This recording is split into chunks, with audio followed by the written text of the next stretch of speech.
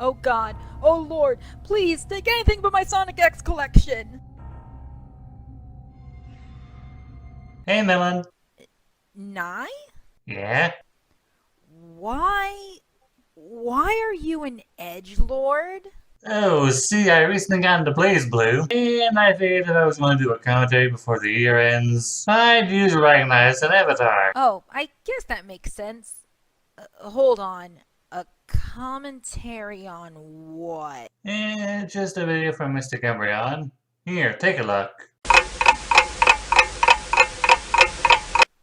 Co-op now. Well, I guess I owe you. Since Chopra refuses to unblock our rift, if we're gonna co-op, we need to do something about your presentation here. Well, what's wrong with my channel? Well, with Kappa and all the crap going on right now, you two may consider your background and character a little too kid-friendly. Don't worry though, I got you covered. Why do I have a sudden urge to say everything you can't say on TV? But first, gotta make sure this video isn't child-friendly. Greetings, lost children. Melantart here with my friend, Nye Tie-Dye. So as you already know from that opening bit, Nye here brought me a video from a Poketuber named Mystic Umbreon called Top 10 Worst Pokemon in Sword and Shield. And I fucking hated it. So here we are. Nye might have intended for me to do this as a solo comm, but I convinced him to do a co-op with me. Well, I am helping write the script and editing this thing, so I may as well be... My back. Break the fourth wall again, and it'll be your dick next time. Very well. Lost child of the day, you may enter.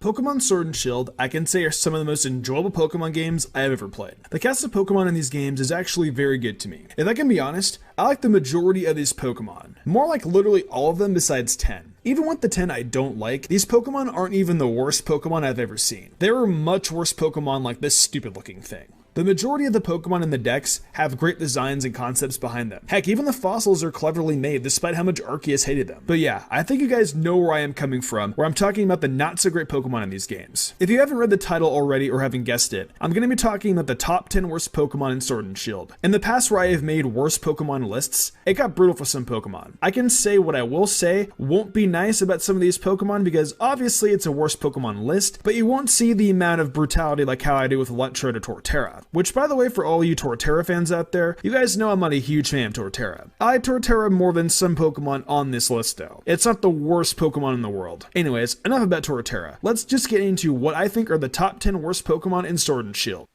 Oh joy, he goes right into the list without giving any sort of criteria. Surely a good sign of things to come. Even though it wasn't so much Arceus responsible for the mutations that are Galar's fossil Pokemon, and instead the questionable competence of Kara Liss as a scientist. I mean, she doesn't really seem to think anything's wrong, despite how messed up 3 out of the 4 of them look. There's also the fact that even the Pokedex entries for these 4 sound like a pile of bullshit, implying that these aren't how they're meant to look. To be fair though, there's no indication of Dracovish having an upside-down head is a result of being resurrected improperly, or just a natural defect that had one alive.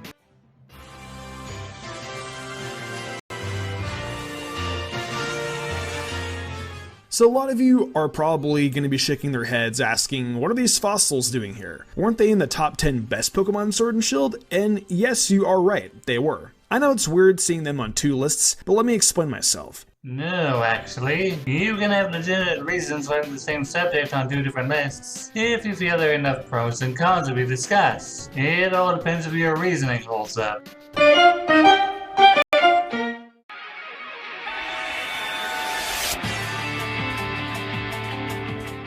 Coming up next is a Pokemon that may seem a little controversial, and that choice is going to be Dubwool. Now don't get me wrong, I love Wooloo and everything it stands for. The design, the cry, and of course the best part about it, the shiny. Dubwool though? This didn't come out the way I wanted it to. Like, I was expecting more of a Tauros kind of ram, not a big fat fluff ball. I mean, it's a sheep. What would you expect it to look like? Patience, dear.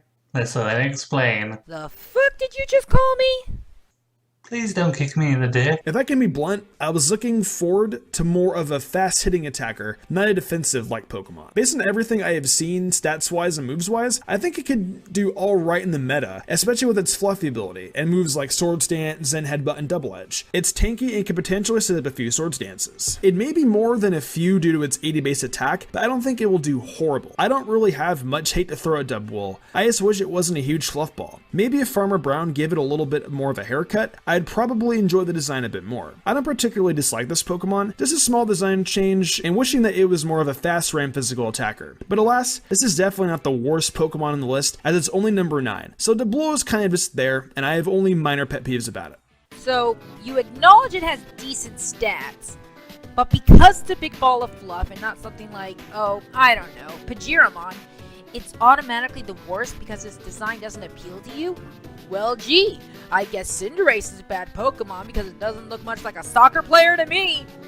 Just because you don't care for its design doesn't inherently make the Pokemon bad. You mentioned a few of the techniques it can use, but it can also learn Bounce, Thunder Wave, Payback, Guard, Swap, Rest, Electro Ball, and Wild Charge through TM.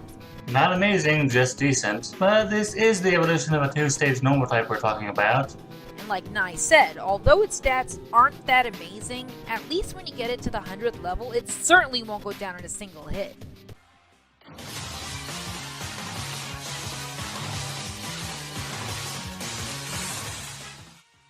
Getting into more of a dislike approach and a few more things to complain about, we have Cramorant here at number 8. Now, I am not sure how you guys feel about Cramorant. I haven't really heard much of people's opinions on it, so please let me know your thoughts in the comments below. Me personally, I don't hate on the initial design, but what's with its face? It just looks like it's clueless and puzzled at everything in life. The only thought in this Pokemon's head is when's lunch. It has the look of, feed me, feed me. Hey Cramorant, how's it? Feed me. Fun fact! Cramorant is possibly based on the Cormorant, possibly the double-crested one due to the crest on its head, a water bird that we found in the UK. And just by looking at the bird itself, you can pretty much tell that there's nothing much going on in its head other than eat and try not to get eaten. It's got two forms, the Gulping form and Gorging form. The Gulping form is fine. I love the aspect of it having a little Arrokuda in its mouth. It brings a new touch of design to the Pokemon drawing table, which I like. It shows the perfect representation of predator versus prey.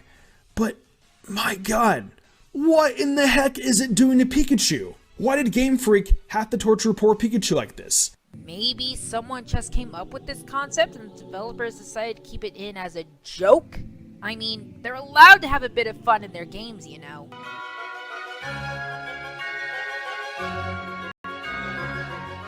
Speaking of Pikachu, up next is Morpeko, which I can safely say is my least favorite of the Pikachu clones. With this design, I feel Game Freak just took Pikachu's cheeks, eyes, and ears and slapped it on with the black and brown color scheme. It looks so copy-pasted, and that's what makes me a little upset about this design. Pikachu clone design this generation could have been much better. I was expecting more of like an electric groundhog typing or something. To me, that would have been a much better idea. The typing of electric and dark was also reserved for one type of Pokemon that unfortunately didn't make it in the Sword and Shield, being Luxray. Not saying they can't give Luxray some kind of form in the future with electric and dark, but it's the premise of it should have gotten that dual typing first rather than Morpeko.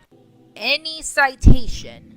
Not really. He just thinks therapy with the 3D models and creates someone else's description before promoting himself. Well, anyway, you do realize that if what you're saying is true, then that would have been a horrible idea, right? Being an electric type means Luxray only has one major weakness, ground, which isn't affected by electric moves. If it were electric dark, then it would have 4 weaknesses instead of 1. Ground, fighting, bug, and fairy. Just being mono-electric is a good thing for Luxray.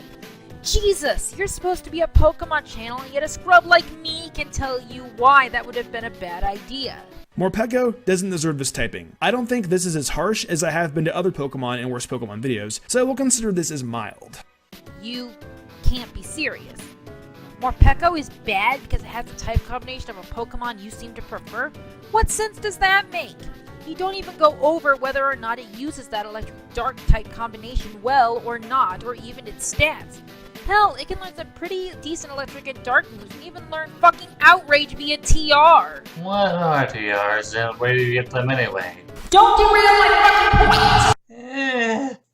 Anyway, even if Loxton from Noggin sometimes says that he doesn't think a Pokemon should be a certain type, he at least speculates what it could alternatively be. He doesn't think Turtonator should be a Dragon type because none of its Pokedex entries allude to it being Dragon type, and it knows very few Dragon type moves fire level up, so he feels it should at least be Mono Fire or Fire Poison. You, on the other hand, just say Morpeko shouldn't be Electric Dark without offering an alternative like Fairy or Normal.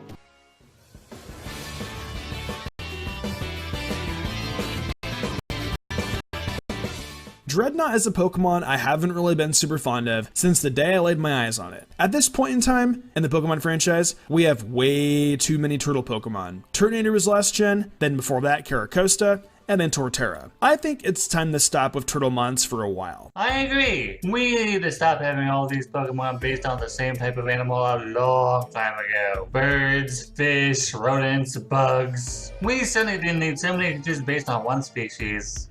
Torterra is based on the world tortoise. Caracosta is based on the soft-shelled sea turtles. Turtonator is a Matata turtle, and Dreadnought is an alligator snapper. I also noticed you missed out on Squirtle, Wartortle, Torkoal, Turtwig, and Grotle. An alligator snapping turtle is a neat concept, but couldn't we have waited another gen for something like this and for a better design? Dreadnought's face looks like a Bob the Builder paper shredder vehicle or something. If you think either Dreadnought and that bulldozer look anything alike, you have a serious need for glasses, my friend. Alright, it's time for a rant. Are you guys ready? The water Pokemon selection in Pokemon Sword and Shield suck. The designs for most of these Pokemon are horrible. Not to mention we hardly had any options to pick from. I went to Nessa City expecting to get some kind of awesome new water Pokemon, and then I get this. Thomas the Tank Engine looking fish. Barraskewda is supposed to be based around a Barracuda shark. That sounds like a dope idea, but the concept done for it is a no. Barracudas are supposed to be ferocious looking, not look like the school bully who takes your lunch money. Well, it still looks pretty mean to me. We have a sleek body and sharp teeth. Honestly, it's possibly an intentional mix of fearsomeness and goofiness. After all, when you really look at the Barracuda, it is kind of silly looking. At this point though, I'm going to take a second away from the Barraskewda line and talk about the missed opportunity Game Freak has. You guys may have guessed it by now, but earlier in this entry I mentioned lack of water Pokemon in Generation 8. Yeah, they messed up again. You want to tell me where my Dolphin Pokemon is? Each generation of Pokemon, fans look forward to that Dolphin Pokemon, and yet in Gen 8, we didn't get it again. A Dolphin would have been perfect for Alola, and could have worked for Britain, especially if we could go out into a boat and head towards the Bay Area Nessa City. Imagine helping out Nessa in this story, and part of her gym challenge is helping the Dolphin Pokemon hop through hoops. Wouldn't that be a dope idea? No well. I guess I'll just keep dreaming about my Dolphin Pokemon. So, let me see if I understand here. You not only think Barraskewda is a bad Pokemon because it isn't the type of fish you wanted, but you think Game Freak fucked up because you didn't get a damn dolphin?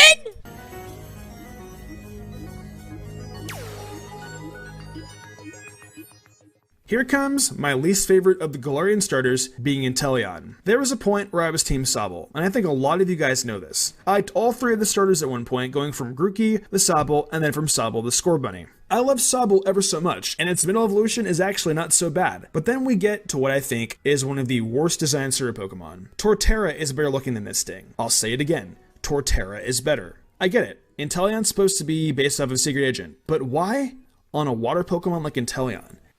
It has many capabilities, such as fingertips that can shoot water and a membrane on its back that allows it to glide through the air. Its nictating membranes let it pick out foes' weak spots so it can precisely blast them with water that it shoots from its fingertips at Mach 3. Oh, I don't know. Maybe because its design helps it move around and fight? Also, it's based on chameleons which can perfectly camouflage themselves. And these are cartoon chameleons, meaning they can literally disappear wherever. We saw that Sobble could do that in the water, so is to say Inteleon couldn't do it out of water. It looks like the adult that wants to be a secret agent or a cop, but doesn't actually make it. Inteleon probably pretends he's a cop or secret agent on Twitter or something. So to round out my final point about Inteleon, it looks like a character that came from Shark Tale. You guys remember that dumpster fire of a movie? The way how Inteleon's legs are and its body shape looks like it came straight out of that movie. Please. It's not like it has a disgusting humanoid face. It's not like you're trying to be a lizard version of Pierce Brosnan or Roger Moore or something. And now I have conflicting feelings about a reptilian James Bond.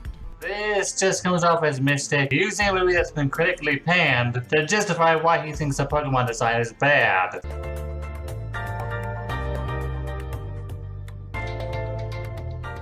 I thought the worst could be done after Inteleon, but nope, now we got this thing. The evolved form of Galarian Meowth, which I don't think was needed by the way. Both Pokemon are just kinda meh to me. Cantonian Meowth is best. Alola Meowth and Persian are alright, but this Galarian form and evolution, we didn't need. Meowth has gotten way too many dang forms, and none of them are even great. People say Charizard gets too many forms? At least Charizard's forms look fine. Actually, I think the argument people have against Charizard is that it gets too much exposure and overshadows the other two starters. Plus, it was supposedly going to be the only starter in the new games, and it's the ace of regional champion Leon. If Game Freak really is panned the Gen 1 like I'm hearing, then why ain't Dragonite getting any love, huh? Screw that, Salamence all the way, baby! These new forms of Meowth just look like uglier Mogwais and the troll from Dora the Explorer fused together. Either way, they're just another yikes for me. Wait, that's it? Not gonna explain why you think Berserker is ugly? Just claim that it is and leave it at that? This just comes off as you being lazy as to why you don't like Berserker's design, even though you know it's based on Vikings.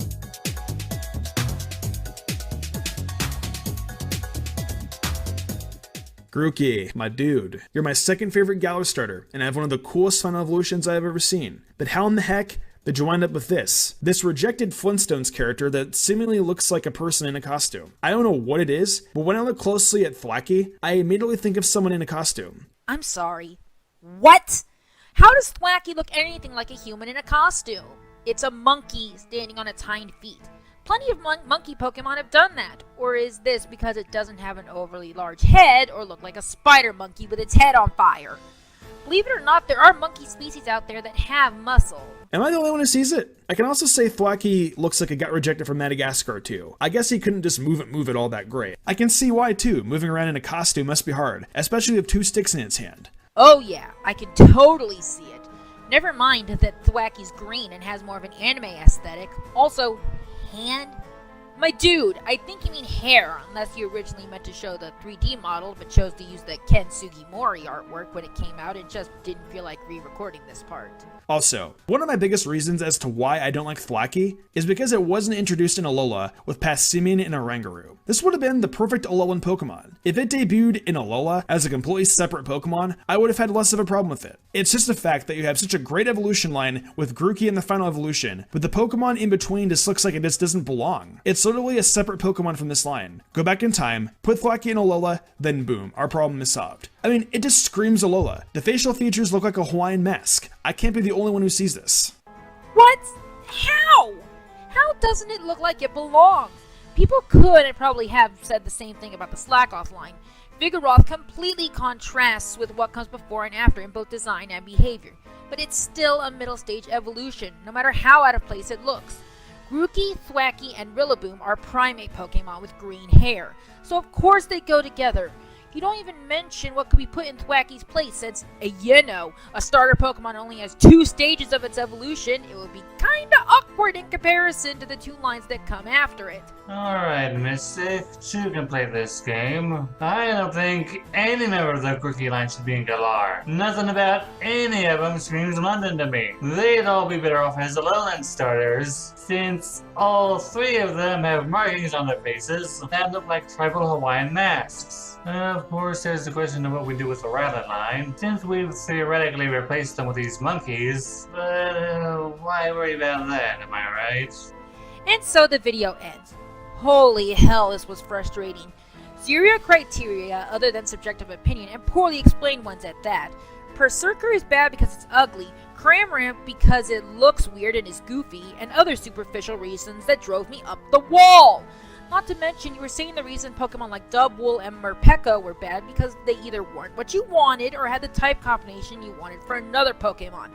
And on top of it all, saying that a middle evolution for a starter should be taken out just because you don't care for the way it looks. While this isn't as bad as the video from Velisify or Distant Kingdoms, it was still kinda bad. Not saying that you can't dislike Pokemon based on design alone, but it felt like this video was rushed. Now we say it feels like your only criteria for this list was design because you brought up stats only once and simply went off your subjective opinion for the rest of the video. This could lead you to assume that you had zero criteria going in, or didn't think very hard on one to begin with. You're free to dislike any Pokemon if they don't appeal to you, but at least take some time to go over your criticisms and see if they can stand up to any counter argument that may come along.